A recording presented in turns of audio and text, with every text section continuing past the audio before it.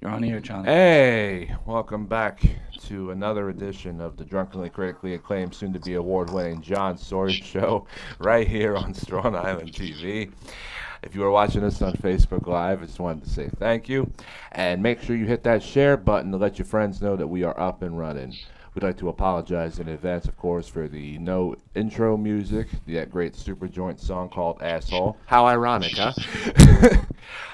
We're also on the TuneIn app, so if you're listening to us in the TuneIn app, we also thank you. But if you don't have a TuneIn radio app but wish to get it, you can do so by going to the App Store and or Google Play, depending on the type of service your cell phone has. Download the app for free. Search Strong Island Radio in the search engine, and as long as you have us marked down as one of your favorites, you can listen to us on the go every single week. I am John Sawyer, alongside my co-host, Mr. Michael Monti. To my left, how are you, sir? Fantastic. To my right, musician extraordinaire, Mr. Jimmy Farrow. How are you, sir? Why is he a musician extraordinaire? I'm just being nice. Oh, okay. Well, I'm sure he's got great stuff. He's got a project he's working on. I don't want to give too much away. I'll let him be the one to do that. Some way down the road, now that we planted the seed, we'll get back to you shortly. Well, you know what? I had a listening of it over the weekend, and Okay. I gave Mr. Farrow my review on his album, and it was, I'm not going to share it, but definitely. Yet to be released, but me and my partner in crime, Mr. Bart Griggs, we will be out there soon enough. Well, when the time is right, how about we make this the launching pad for the official release of any previews or videos? Sure. Keep your eyes out for the band Wisteria Hall. We'll be coming soon. All right. Before we proceed with tonight's interview and our very special guest, I'd like to talk real quick about Restless Souls Haunted House, my current side gig over in Huntington Station. It has been going absolutely fantastic. We just got through weekend number 2 with New York Jets legend Wesley Walker. He was fantastic and enjoyed every second of his time there. Wesley, thank you for showing up. I have one more weekend coming up, this coming Friday and Saturday night from 6 to 10 p.m. at the West Hills United Methodist Church in Huntington Station, New York. Come on down to see me, Terror Rising, Warren Feeney, Warden Crow, and the rest of the cast of Restless Souls Haunted House Complex live, 6 to 10 p.m. at the West Hills United Methodist Church in Huntington Station. Tickets are $27 apiece. That gets you 4 attractions and an exclusive live performance from a special band who I have not yet allowed to release the information yet. Go to RestlessSoulsLI.com for more information. That is RestlessSoulsLI.com for more information. I'm surprised I didn't see any of you guys at the gig. I know you're a big... Yeah, I was locked away composing. Okay. Pretty much, as we're getting ready for the next wave of recording. So Okay. Well, business comes first. Yeah. Yeah, and I was busy promoting the John Sawyer Show. So. Well, that's why you rule. Thank you. Thank you. And our guest. Now, without further ado, our guest tonight is a returning guest from a prior episode. He's a legendary professional wrestling ring announcer seen all over the world in WCW, WWF, and plenty of other legendary wrestling promotions. He is currently on his Beyond Body Slams tour, which will be coming to the Queens Theater on 14 United Nations Avenue in South Queens, New York on November the 11th at 7:35 p.m. Ladies and gentlemen, joining us via Skype, the world's most dangerous announcer, Gary Michael Cappetta. Gary, how are you, sir? I'm doing good. You know, I heard you say at the Haunted event, you've got Terror Rising. Yes. Not that. I thought it was Triple H too. Yeah, there you go. Not that Terror So Rising. you're going to have Triple H there. That's terrific. You stole my line, man. You stole my line. We were just going to have his nose. Gary, how you feel? What? Triple H's nose Yeah, and Wesley right. Walker's eye. I said Wesley's You can't see me. I'm sorry. and I've got Mick Foley's ear. And who? I've got Mick Foley's There ear. you go. There you go. That makes a horror show. Straight from Germany. That's One true. nose, one eye, one ear. That's Beautiful. right. Gary, last time we spoke, you were just coming out of heart surgery. How are you feeling lately? Oh, I'm feeling good. It's not a problem. It's, I don't think heart attacks are what they used to be. They're built up to be a lot more than they are. It's just they put a stent in. I told you guys, 1 week later, 1 week after I got out of the hospital, I was in Philly at a convention. I had a gig. I was booked. Right. It's not a problem. But you know what? If you think it'll sell tickets to my Beyond Body Slam show, Cappetta can drop at any moment. Is this self-diagnosing, Mr. Cappetta? Because this sounds like a self-diagnosis. Let's see. Will he go down in Asbury Park? Will he go down in Louisville? Or will he go down in Queens, New York? They got you. We can put wagers on this. Well, they got you at 2-1 odds with the Long Island traffic. You're not going to make it through half your show in New York. Oh, my Lord. So, hey, listen, Lord. you know what? If everybody wants to get there, Gary will be dead. Hour 2. Hurry up and ring the bell. Ring the bell. Oh, my God. Oh, boy. Speaking You of know, if I die before the shows, we can I already rented these theaters, so we can just take my casket and move it from venue to venue to venue. You know what? We can do eulogies, too. I got to tell you, Gary, Jimmy's quite the ventriloquist. I'll just hold you up. We'll bounce you around, and he'll imitate your voice. You just got to give us what you're talking about. We'll try to handle the rest. You know We're what? gonna need a script. I'm going to be laid out face down with my bare ass up. Why don't we just go for broke? That sounds like a scene from Vacation. We could throw him on top of the wagon and just drive him around the city. There you go. Oh, my Lord. Speaking of But I'm just going tickets, to double the ticket prices, that's all. speaking of tickets, we'll be giving away some tickets for your upcoming shows in Kentucky, and the one on November in Queens, New York, And also Asbury Park, New Jersey, Asbury right? Park, right? This coming Saturday, Asbury Park. Yeah, Yes. great. Love Asbury Park. If anybody listening or watching this right now would like to call in and have a shot at winning some free tickets, you can do so by dialing the call-in number, which is 516-945-9099. Again, the number is 516-945-9099. We will give you an exclusive trivia question, and if you get it right, you get the tickets. To which show? It depends on where you're from. Gary, tell us about your show, Body Slams, and what can fans expect to see when attending? It's a celebration of pro wrestling. It's if you're a wrestling fan, it's an interactive. I go into the audience, I ask some questions. I want to know, and I'll tell you guys up front, I want to know what brought people to wrestling. Like, how did you discover pro wrestling? And because we're all wrestling fans, and then I'm going to share my way to wrestling, and I'm going to take you through the WWF with George Steele and Jimmy Snuka, and I have you will see on the giant screen the photo album a family photo album of the McMahon family. Some things that you've never seen before, behind the scenes things. And then we go into the NWA. We go backstage at a Great American Bash tour, which was in Oakland, California. You see the guys, what we do to prepare for a big show like that, and horsing around a little bit. Right. And then we go to WCW, and I talk about some of the pay-per-views, some of the Clash of the Champions. I give you some behind-the-scenes info about what went into those shows. I talk a little bit about Ring of Honor, where I did the backstage interviewing, and then I pay a special tribute to independent wrestling. I claim that if you really love pro wrestling, you need to get yourself out and support the young men and women who are training. They're the superstars of tomorrow. Well, that's exactly what that. At the end of the night, it's a Q&A, and I'll answer any questions anyone has. Well, that's exactly what that culture needs. Somebody who's been there and done that in the business, to give them proper praise and just say, hey, listen, if you want to see the possible future stars of tomorrow, go to these local shows, because you never know what's going to happen in their future. Gary, how did you come up with the idea to go on the road with Beyond Body Slams? Originally, I created the show back in 2002. It's been updated for this tour, but originally it was a way to promote my book, and because it's called Beyond Body Slams after my book Body Slams, meaning I tell stories from the book and then I go beyond it. And also it was just a more entertaining way to to give people an insight. Not everybody, as a teacher, I know not everybody learns the same way. So some people are not into reading books.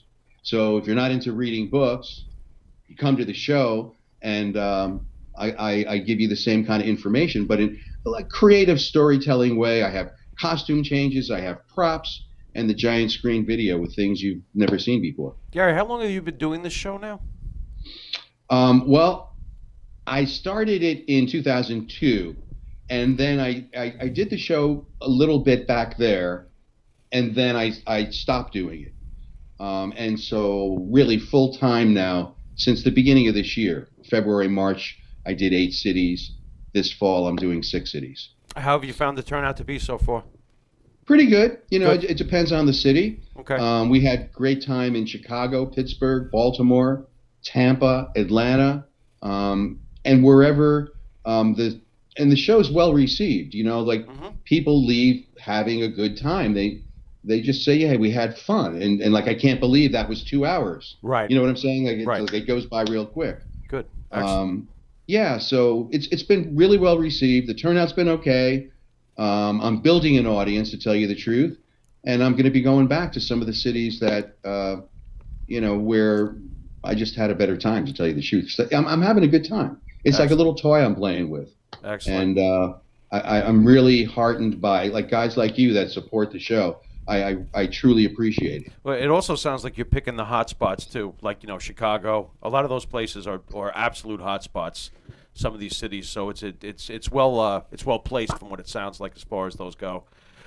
If I can, Gary, I wanted to ask you. The last time you were on the show, there was a pretty interesting conversation that took place where you were discussing the difference between Vern Gagne and Vince McMahon Jr. Can you go more into depth about the relationship between you and Vince? And was there heat when you left between you and Vince? Because, this is only coming from me. This is my personal opinion. But it seemed to me when Junior took over, anyone who was in alignment with his father or had a good, strong relationship with his father, if he didn't seem to want to take that along with him, he just seemed to cut the cord. That's what it seems like to me. Was there any heat with Vince on the way out the door? You're right in one way. First off, no, there was no heat. Okay. I actually never quit, and I was never fired. Okay, fair enough. I just stopped going. Just stopped going? Okay. I was aligned with one of his Vince Sr.'s partners, Gorilla Monsoon. Okay. Gorilla Monsoon was my guardian angel, and at my stage show, I paid tribute to the Gorilla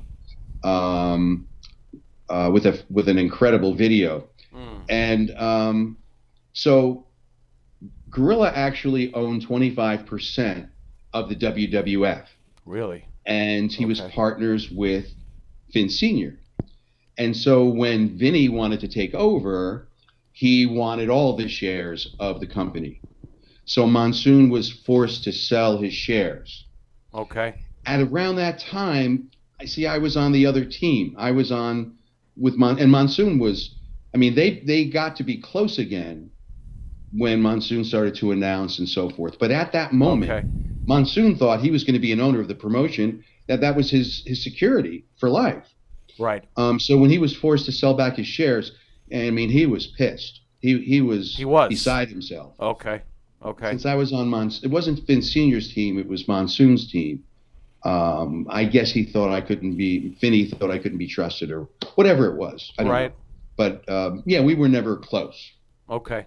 Fair enough. I've been watching you since I was 12 years old. My first thoughts when I first saw you, there was one other announcer also at the same time. Now, I started watching in 1980, so I wanted to ask you about Joe McHugh and Howard Finkel, of course, also. What was your relationship with those two guys, and especially McHugh? Because when I first started watching, McHugh was doing championship wrestling on Saturday nights at midnight, and you were doing the All-Star Wrestling, which I was catching on other channels besides Channel 9 at the time. Any thoughts on McHugh and Finkel? Ring announcers generally don't know each other. Really? Because there's no reason for there to be two at a show. Okay. So I did the All-Star Wrestling at the time that you're talking. I started doing the Championship Wrestling, and then they moved venues. Right. So Joe McHugh and I switched shows, and he started doing the Championship Wrestling. I was doing the All-Star Wrestling. Mm-hmm. But they were different nights, so I never met him. You never met him? You never even met him? Wow. Yeah. Now Howard, I know, Okay. because Howard worked with The Office, so he would be at shows on nights that I was the ring announcer behind the scenes. A couple times at the Meadowlands, he was a commentator with Gorilla Monsoon. Really? So yeah, Howard's a great guy. And I was looking forward. I was at Legends of the Ring convention yesterday, and I was looking forward to seeing Howard. I hadn't seen him for a few years, but he wasn't there. He had a family emergency. He couldn't attend. Okay. But the last time I was there, I saw him, and he asked if we could take a picture together, which we did. And it's probably the only picture that exists with Howard and I together. Wow. Yeah, he's a great guy. Yeah, he's got a great voice, great booming voice. Absolutely. Here's a funny story about Howard. When WCW, well, the NWA, WCW, Pro Wrestling USA was coming into the Northeast, there were certain arenas where we were allowed into. One of the arenas was the New Haven Coliseum. So I announced a match, and I'm sitting at ringside, and actually my back was against the barricade. And all of a sudden, I feel somebody pulling on my tuxedo jacket. So I look around, and it was a guy in a raincoat with a baseball cap, dark glasses, and bleached blonde hair flowing out of the sides. And I looked down, and it was Pat Patterson. So Pat was there to spy on the show for Vinny. And he said, "Hello, Gary. How are you?" That's incognito. How are you, So- Gary? Go ahead. So I say to, hey, how you doing, Pat? I hadn't seen him in a while, whatever. You know, we talked for a few minutes. Of course, the people at ringside have no idea who I'm talking to. And he says, yeah. He said, look who I'm with. And he points up to the cheap seats, and there's Howard waving back. Was he spying too? Yeah, Oh my they were there God. together. That's hilarious. Yeah. Oh. Hey, Gary, it's Mike Monty. Quick question. Do you think you have a chance to get in the Hall of Fame, and do you feel that you should be in the Hall of Fame? I go into the my opinions on the Hall of Fame at my stage show. Okay. What I'll say here, just an abbreviated version. It's a family sitting around a table deciding who's going into the Hall of Fame. Right. And their marketing decisions. I doubt that I'd ever be asked. I don't know what my response would be. I don't think anyone's entitled to anything, but I do think and this is not to put down anyone that's been inducted, but I do think it's kind of funny that everybody gets weepy about it, because it's just a marketing decision, and it's, Linda, who do you think should be in? Oh, I'm not sure, Shane. And, it's like, that's how I see it, Yeah. Like if former WWF champion Ivan Koloff was never inducted in his lifetime into the Hall of Fame. That's a joke. It's a joke. It's a bad joke too. It's a bad joke. Right. And I go into it and extensively at my stage show. Yeah. So I don't really know. I never would expect to be asked. And I don't know whether I would accept if I was asked. Gary, speaking of the Hall of Fame, last week actually marked the death of two Hall of Fame managers, Captain Lou Albano and the Grand Wizard of Wrestling. Wow. You got any good stories about either one of them? Well, the Grand Wizard, along with Gorilla Monsoon, they were two of the first people who ever talked to me like I was a thinking human being about the sport. And he was really helpful to me in understanding what was going on. Remember, it was so kayfabe. For 2 years, I wasn't allowed in the locker room. I wasn't allowed anywhere near the wrestlers. Really? Yeah, Wow. yeah. So, That's I mean, crazy. it was just a different era. It's just a different time that people can't conceive of today. And fans were either believers or they were on the fence. Gee, is this real? But Right. nobody ever knew for sure. Right. And it was very, protected. It was better. Last time I saw Lou Albano was when my book came out. I held a big book event, and he was there. Came out to the show, and I actually had run into him when I was with WCW in an airport, and I hadn't seen him for a while, and I wasn't up on what he was doing, and so he hugs me. Hey, how you doing? We were both waiting for different flights. And I knew something was odd about him as I'm looking at him. Well, first, he didn't have the rubber bands in his cheeks. But at the time, he was making appearances as Super Mario. So he had his I guess he didn't have a beard. He was just, looked kind of different to me. But yeah, he was a lovable guy that liked his drink, And when he was wired, man, was he on. Well, let me ask you this: the bullying that's been going on in the WWE and probably the rest of the entire hazing? Planet Earth. What kind of hazing and bullying were going on back in that day? Yeah, did you ever see anything that really made you go, "What the hell did I just see"? You know what? No, nothing. No, nothing in WWF. No, but remember, I was not a full timer there. I was teaching school. And so I would finish the night and I would head back home. So I had to be in the classroom the next morning. One thing that has continued that just from reading another announcer's book is the way that they control a lot of their roster, which is by making you feel unimportant and insignificant. Right. This way you would never, ever dare ask for anything, a raise or whatever. I remember when I was doing those all-star wrestling shows that you were talking about, I had the nerve to approach Vince Sr. for a raise.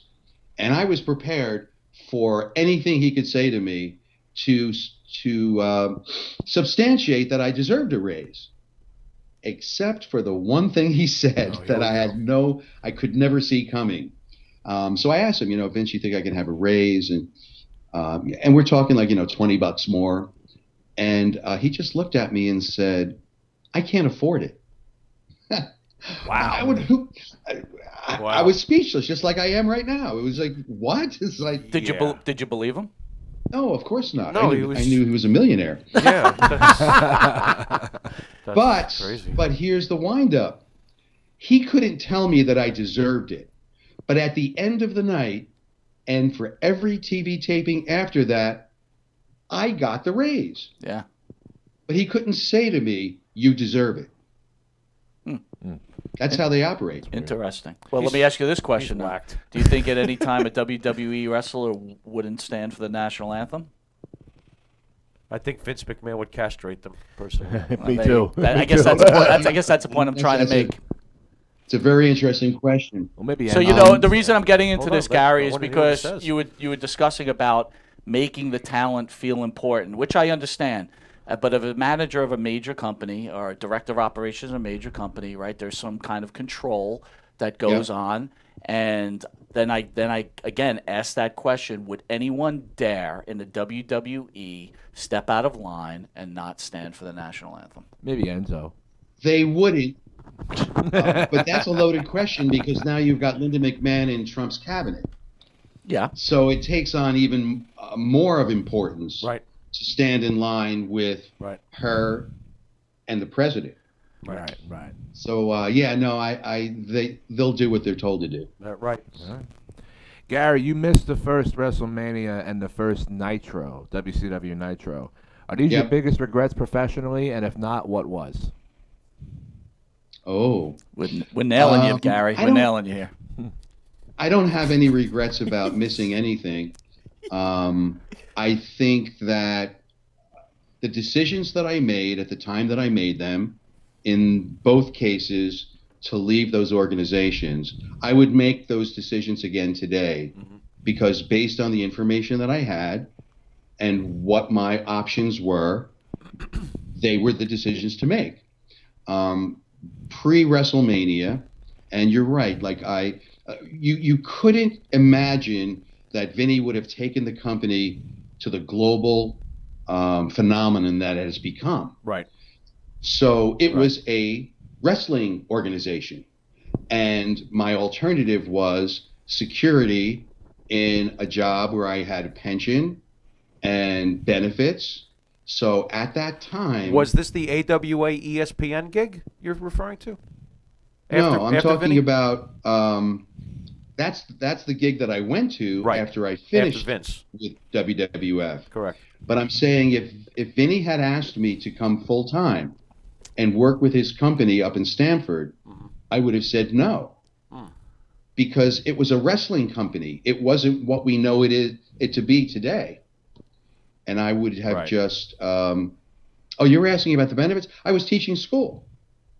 Okay. So I wasn't making a lot of money, but I had security. Right. And at that time, I wouldn't have left that. Oh, okay. The only thing that caused me to leave the security of a pension and a 401k and health benefits was when Turner Broadcasting bought WCW. Billionaire Ted. So let me ask you this, Gary. So in WCW, they weren't the talent, and you were part of the talent, were not independent contractors. You were actually employees.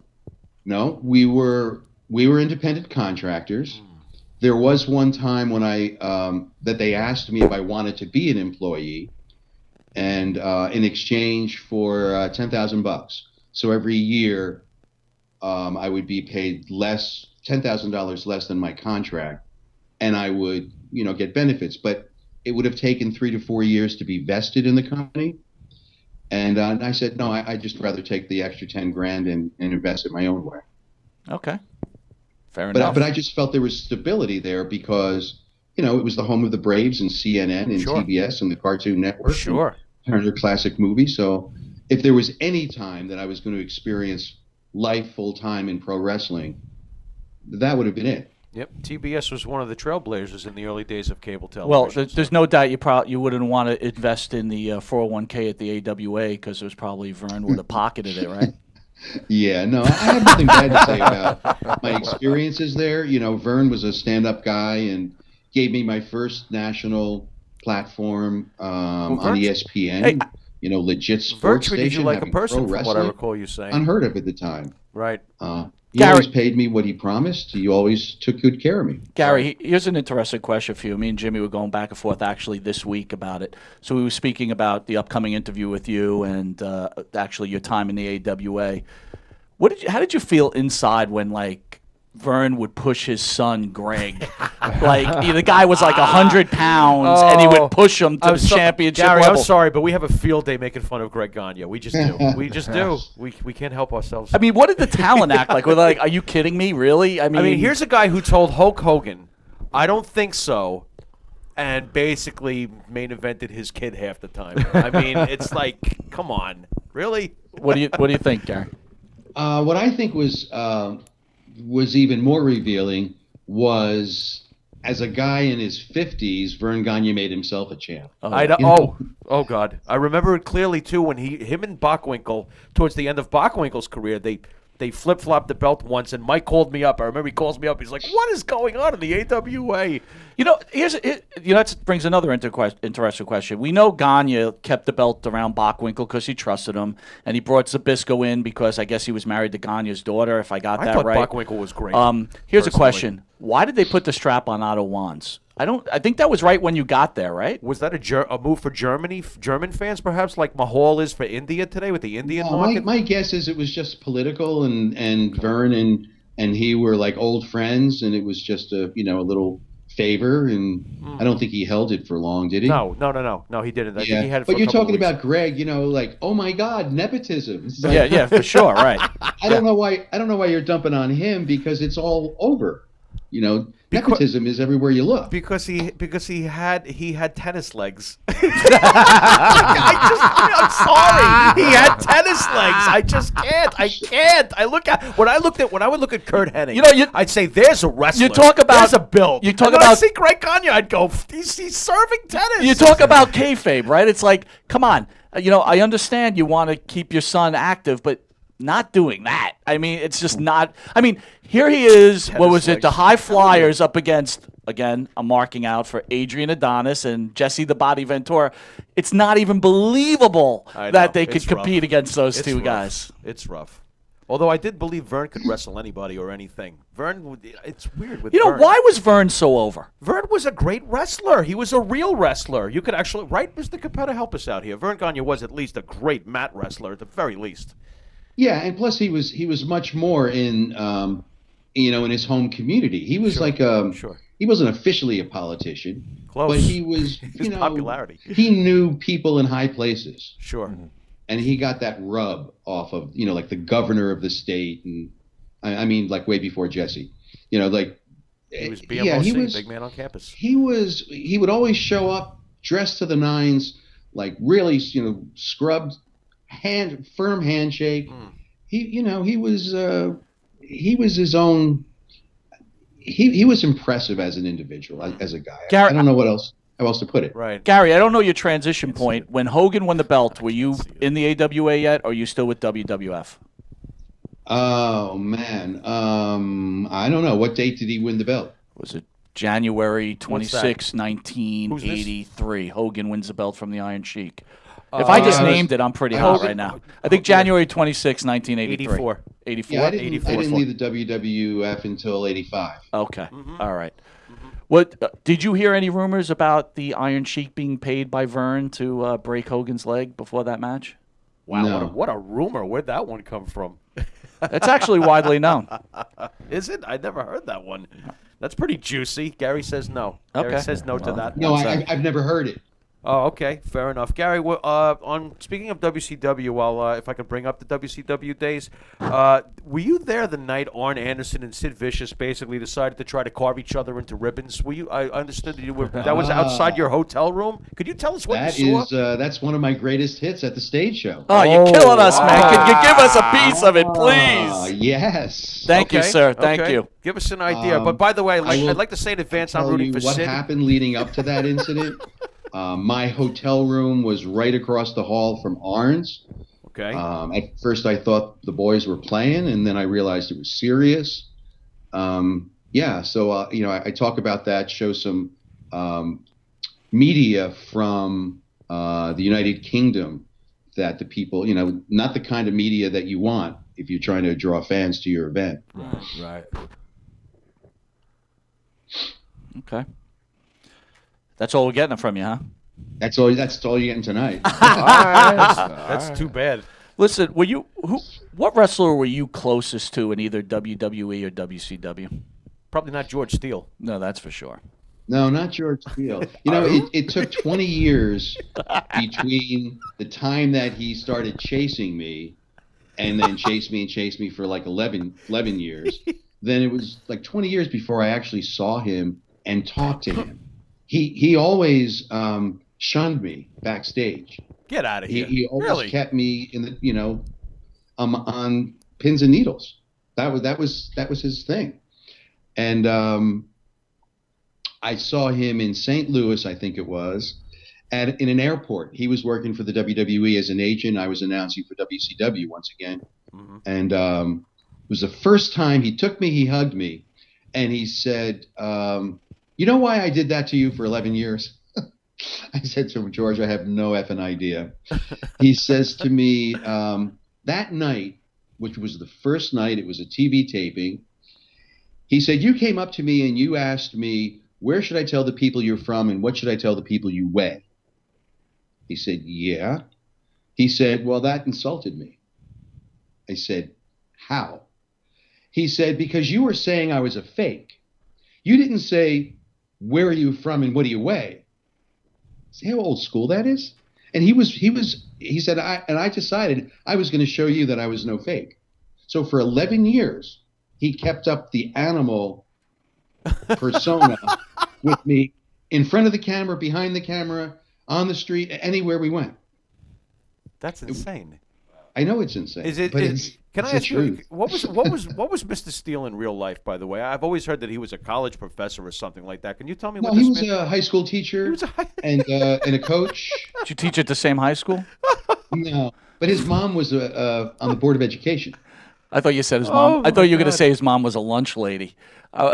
That's why I would only see my him. God. He would come in like in May to start doing TVs because he would only wrestle in the summer months because he was teaching, during the school year. But he looks like he actually left his pension for the WWE, right? Because he went full time with them, didn't he? Yeah, well, maybe got a reduced pension. Yeah. Usually, like if you're in for 5 years, then you get something, some kind of pension. So let me ask you, when you were teaching in school, did the students say, "Hey, Mr. Cappetta, I saw you on television the other night"? Oh yeah, because I was in class from Monday to Friday, and then Saturday nights they would see me again on TV. Getting chased by a hairy guy with a green tongue. That's right.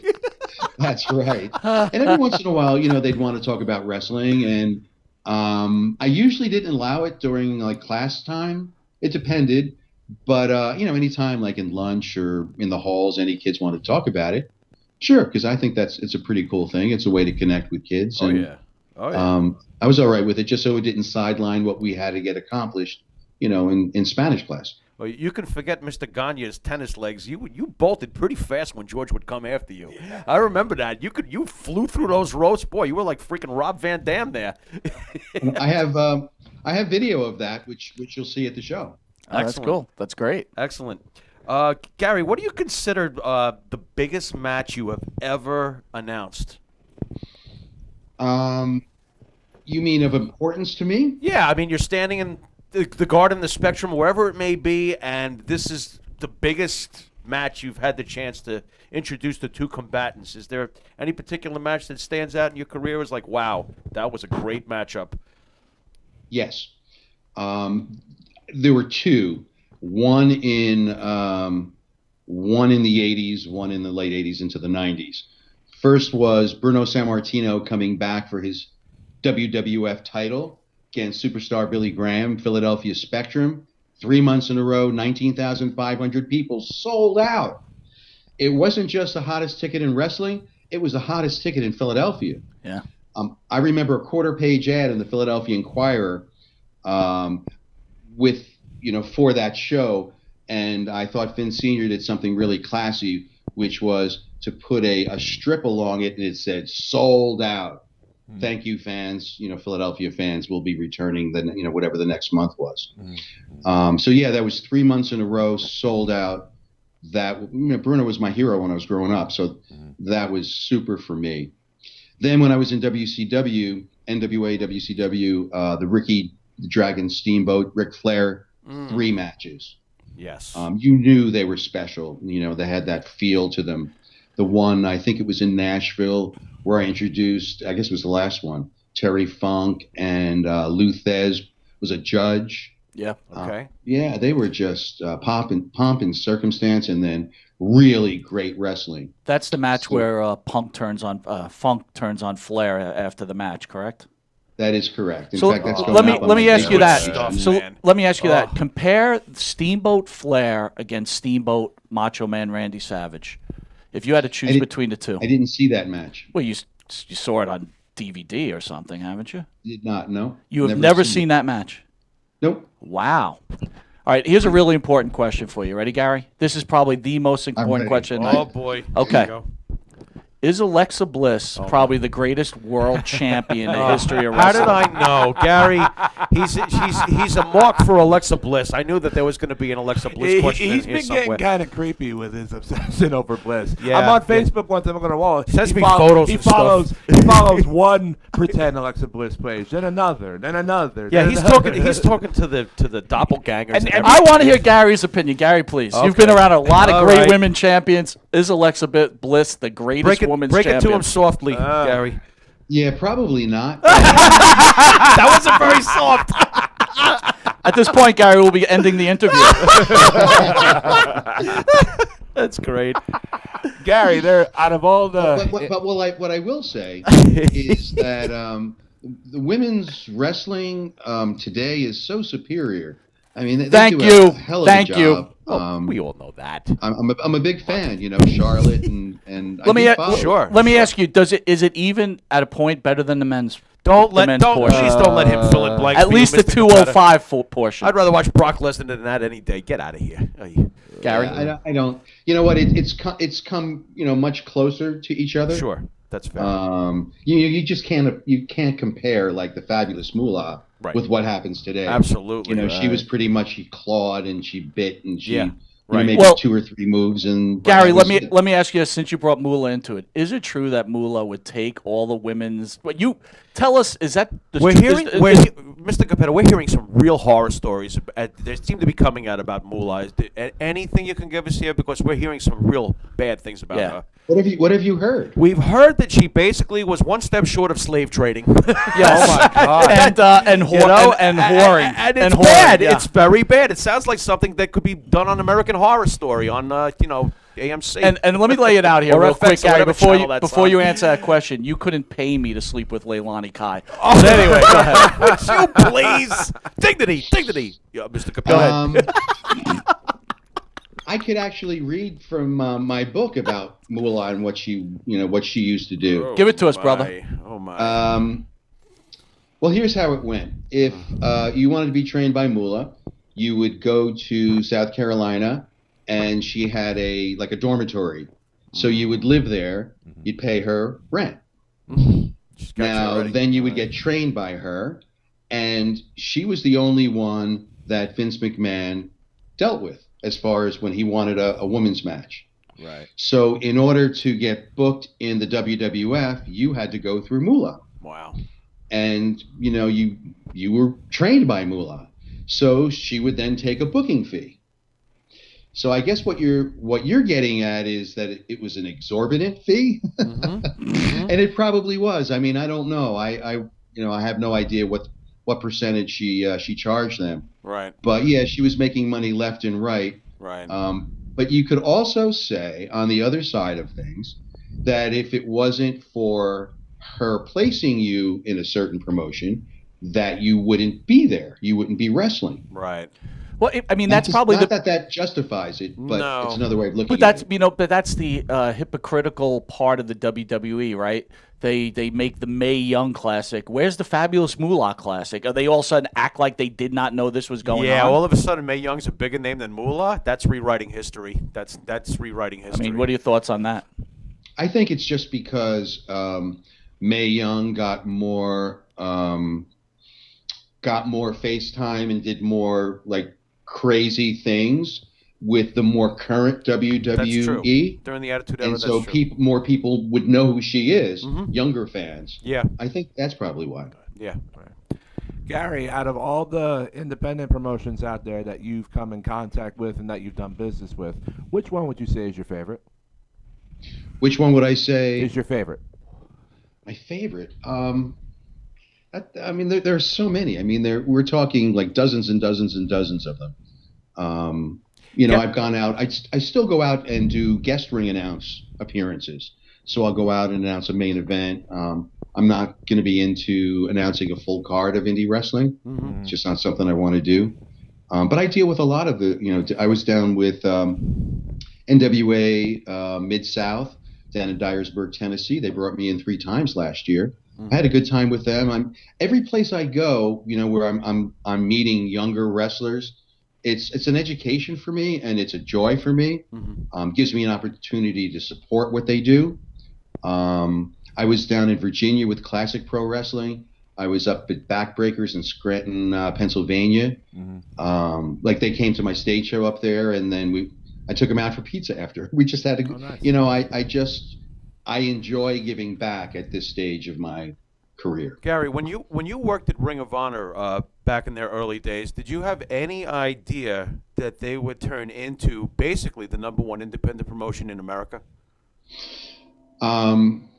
It wouldn't have surprised me because the reason I was involved with them is that I was so impressed with what they were doing. If you just think about it, and I mentioned this on my stage show, it was just 12 years ago that I worked with them as a backstage interviewer. And who was on the roster? They were Daniel loaded. Bryan, Loaded. Samoa Joe, AJ Styles, Nigel McGuinness, Colt Cabana, CM Punk. Help me. Was Punk there at the time? Cesaro. CM Punk there yet? CM Punk. Yep. Yeah. Now, this They was were just loaded. 12 years ago. That's loaded. At the time, it was a local Philly independent promotion. Mm-hmm. CM Punk's the Greg Gagne of the You leave 2000s. CM Punk. He's doing it again, Gary. He's doing it. He's messing with my guy now. You leave CM Punk alone. Sorry. CM Punk just called in. He said, "F you and that Vince. F you both." Punk is a very smart guy. Don't never underestimate him. Yeah, I agree. You know, I since agree. we're on the subject of Punk, it just got out there at public news that he is in training for a second fight. And which is not a rumor. He has confirmed it himself plenty of times. Yeah, but it's a no-brainer. He's fighting me. It's over. He's gonna cash in. It's gonna be done with. He's gonna slap me around. When Brock- I'm gonna put him over, Mike. I don't think he has a chance against you. Not to compare CM Punk to somebody like Brock Lesnar. No. But when Brock Lesnar first started in mixed martial arts, lost. He lost his first fight. That's right. But then came back strong his second one. Yes, he did. Mr. Cappetta, do you think Punk has a similar chance at that, coming back strong for you this think one? CM Punk can come back and get a win in MMA after losing his debut? I don't know who his opponent's going to be. Right. Right. Maybe it'll be Greg Gagne. Maybe they can play ping pong. Ping Well, pong guys, legs. look what I have here. There we are go. the tickets. There There they are are. the free tickets. We're And looking if- for people to call in, get the free tickets to Mr. Cappetta's show. If anybody listening at home would like to call in and have your chance at winning free tickets to Gary Cappetta's upcoming live stage shows, the Beyond Body Slams Tour, this Saturday in Asbury Park, New Jersey. Also one coming up in Kentucky and in Queens, New York. You can do so by dialing 516-945-9099. Again, the number is 516-945-9099. We're running out of time here. So, Gary, tell people about the show again so they kind of get a feel what they'll be seeing when they come to the show. Yes, sir, the floor is yours. First off, I'll be in Asbury Park this coming Saturday, October 28th. Then the next Saturday, I'll be in Louisville, Kentucky at the Alley Theater, 7:35 start. And then I'll be the next Saturday on Veterans Day, November the 11th, at the Queens Theater in Queens, New York. Oh, We've got a call, we Gary. got a call right now, Okay? We're going to put you on hold. Okay? All right? and we're going to answer this right now. We'll be right back. John Sawyer Show, who's this? This is Lindley. Hi, John. Hi, Lindley. How are you tonight? Fine. You know who made me call. Oh, absolutely. This is Lindley. Her and her family have been big fans of mine since my days on The Independents. Oh, excellent. Her son, Austin, a very brave young man with... Anyway, I can give a big introduction on Lindley, but we're really pressed for time here. Lynn, you're on the phone, obviously, to earn your chance at getting some tickets for Gary Cappetta's upcoming shows. I assume the one in Queens, since you're a New Yorker got like it. myself. So here's the deal. I'm going to turn it over to Mr. Michael Monty, and he's going to ask you an exclusive trivia question. If you get this right, you get the tickets. Monty, go. Are you ready, Lynn? Go, Monty. Who is my favorite wrestler? Who's Monty's favorite wrestler? Alexa Bliss. I'm assuming John You know had. he watches. I'm assuming John has your address. We're gonna get back to Gary and tell him we have a winner. Okay? You got it. Have a great day. thank Night, you. Well guys. done. Well All right. done. Congratulations Okay, bye. to Lynn Lee. Wait till Gary comes Long on. Island, Let's New hook York. Gary back up. Gary? Yes, sir. We have a winner for your Queen show, sir. Nice. Nice. Yep. Congratulations to Lindley Brennan from Long Island, New York. You will be receiving your tickets very soon. So, They can pick him up at the box office that night. Excellent. Oh, so Okay. we'll call at the box office. we'll call them- Fantastic. All right. So we'll text you all the information, Gary. And you know what? She knew What? who Mike Monty's favorite wrestler was. How do you like that? Nice. Big news. CM Punk? All right, Gary. So, Gary, again, about the show, what will people look for? What will Lynn be seeing in Queens? She'll be hearing some zany stories from this master storyteller Wacky in and a wonderful. really creative way. As I'm telling the stories, you'll be seeing the giant screen video overhead, some stuff you've never heard before, things you've never seen, from WWF to WCW, NWA, AWA, Ring of Honor. I hit as much as I can, And then at the end of the show, it's a 2-hour show. And at the end of the show, I usually have a Q&A. So if you have any questions about something that I covered in the show or something I didn't cover, you know, I've got a big mouth. I can rant forever. Gary, There are certain things that I don't know that are going to happen because sometimes I just go off on a rant. Sure. And then, of course, like we said, I might die. So there you go. so Gary, I also read somewhere where people can meet you and possibly get autographs and get pictures with you. Is that true? Yeah, there are 2 ticket levels. There's the $25 general admission, and there's the $45 meet and greet. With that $45, you get to go into the theater first, choose your seat. You get a free Body Slams book. You get a free 8x10 Nice. photo. And after the show, you get to come back for a photo op. I'll sign whatever you have, and we'll pose for pictures. Gary, interesting question. I was just thinking about this because I'll be attending the show with these 2 morons. I'm not sure who Are he's you? referring You to. are. I believe you were in me? the WWE encyclopedia. Are you not? I am. Oh Every- boy, and Oh, I'm wasn't that nice of I'm Vince? gonna get that signed right there. That's you go. fantastic, Gary. Beautiful. Absolutely. Excellent. Gary, thank you as always.